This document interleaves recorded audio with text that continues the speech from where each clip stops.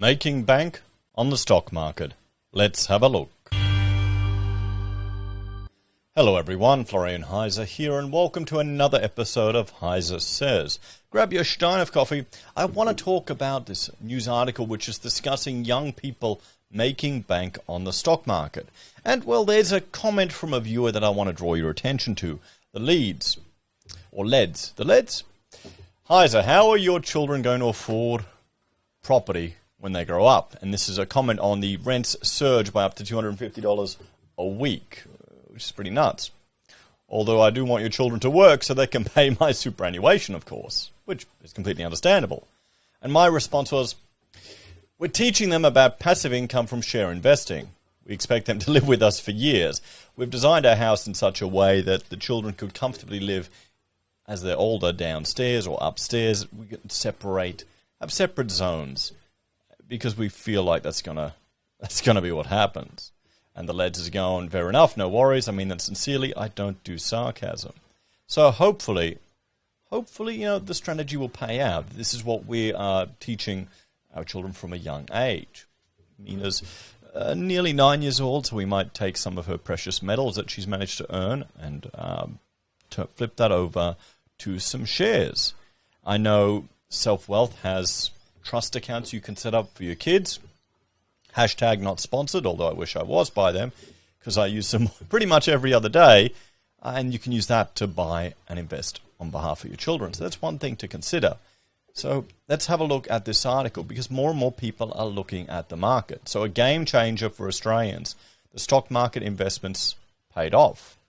Australian investors made an average of more than $5,000 in the stock market in 2021, and younger generations were leading the way.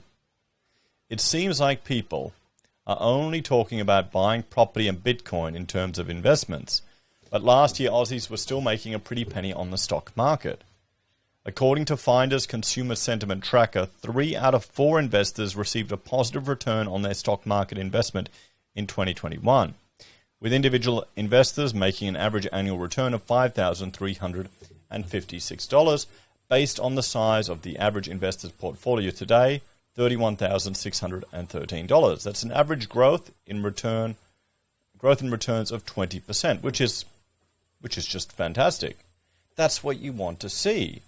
Now, with my strategy for investing, I am looking at dividend-paying stocks. Sure, I've got a few of the, let's see, airy-fairy, hydrogen magic companies that I'm put a little bit of throwaway money in to see where it goes.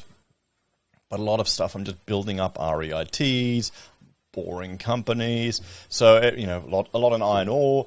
So when stuff is, everything else, my tech companies, my great reset companies are going down because people are jumping out of tech. These ones seem to be going up. The 2020 market crash was a game changer for Australians. Thousands of people a day signing up to online brokers for the first time, explained Finder share trading expert Carly Purcell. With saving rates at record lows, Australians have been quick to adapt by putting some of their money into shares, which can deliver huge returns. It can even just deliver sensible returns, everyone. The dividends can, you can beat interest rates at the banks just in dividends alone at the moment. Sure, there's an element of risk associated with that, but if you think about it, investing in a stable, decent company, you're that concerned? One thing I really prefer about REITs, real estate investment trusts, is that you've got a much wider exposure than going into one property. And you can do it with small amounts. You can do it with much smaller amounts. So, the Finder research also found that while 37% of Australians are investing in the stock market, Millennials, 46%, and Gen Z, 42%, are the most likely to do so. Fantastic. I'm still technically a millennial, even though I feel like a boomer sometimes. A 26-year-old, Annabelle Cannon, is one such millennial. She's currently a talent coordinator and uni student, but she started a financial Instagram page to share her journey. She says that her push to get in the stock market came after using the government's Money Smart website to project how much superannuation she'd have to retire on. It was less than I would hope for, she explained. Plus, looking at data and seeing how much gender can affect your balance, I wanted to find another way.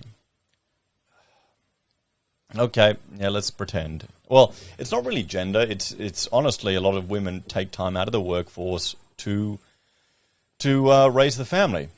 And in a stable relationship and family home, that doesn't really matter because, it's all split down the middle anyway. And usually the bloke dies and leaves super behind for the wife. So anyway. But it's good that she is taking the initiative and taking the lead with this. This is the type of thing I want to teach my daughter. Saying, okay, you can buy that little Lego set, but think about it. That could be, earning you a dividend every single year of what you're purchasing.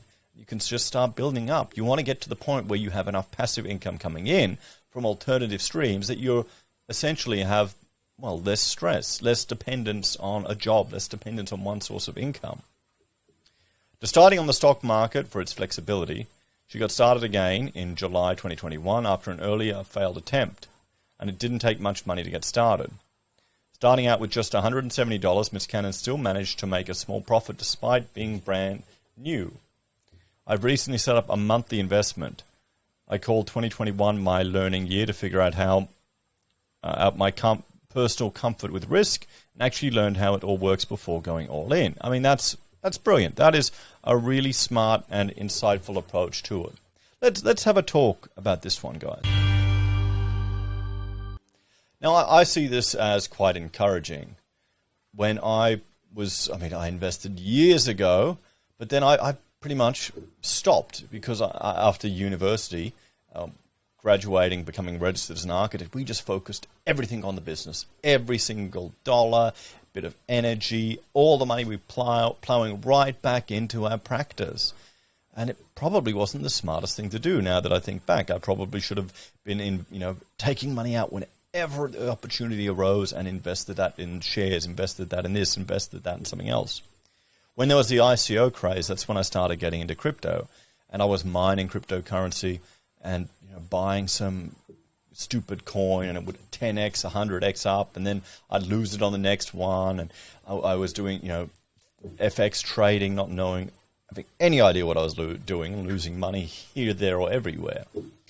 And I've realized, now a little bit older, a little bit wiser, having gone through that, it was a valuable lesson to learn.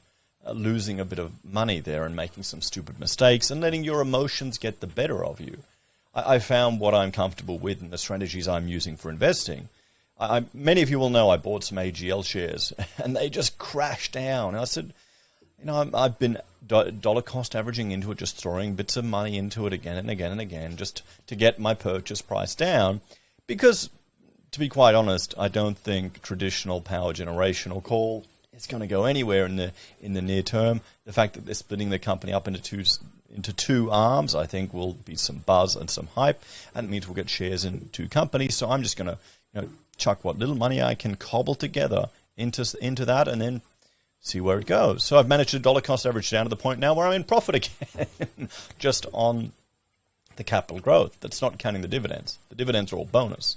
The strategy I'm doing now is looking at dividend passive income and just buying American REITs and a few other things and some companies I'm a fan of. And that's what I want to teach my children. Going, okay, property is fantastic here in Australia. Everyone loves it. We're obsessed with it. But you're stuck in one location. Sure, the banks love borrowing against it. You can leverage it, but you don't have any liquidity. It's very difficult to sell property. You can be stuck in it for a long time. Where shares, you can instantly liquefy it. If you need it in an emergency, you've got it. 3 days, the money's in your account. And you can earn money from it. That's the strategy that I'm hoping to teach the kids. When they're younger, we're getting them to buy silver and precious metals. So, just coins. So they can feel the savings with their hands. So they can see it and touch it. It's got a haptic sense. It's got a weight to it. It feels real. And then when they get a bit older, we'll get them either going into companies they recognize, just when they get a little $500 stash, put it into one here or there, another one there, or into some exchange-traded funds. We'll see. I think that's the best we can do for them. We talk about finances, we talk about money. You don't want to shy away from that from your children. I think a lot of financial literacy and education will come from the parents and from the homes. I know I bitched and moaned about it not being taught at school, but really, You're not going to have many people who have been entrepreneurial and run businesses in schools often. Many of them are educators that have gone through university and then have gone in the union-controlled school system. So they may not have as much experience of the real world in dealing with the challenges of balancing a business, balancing a budget, money coming in. What happens when a client doesn't pay you for 6 months? Yeah. So that's the lessons we're teaching our kids. What are you teaching yours, guys? Let us know in the comments down below. And I've been a bit lazy this weekend. I've taken the kids down the Gold Coast and relaxed by the pool. So that's why you're only getting one video today. I'll get back into it tomorrow. But check out this one, about 200 people turning up to look at a rental property. This is why you got to have passive income for your kids, so they don't need to be one of those 200.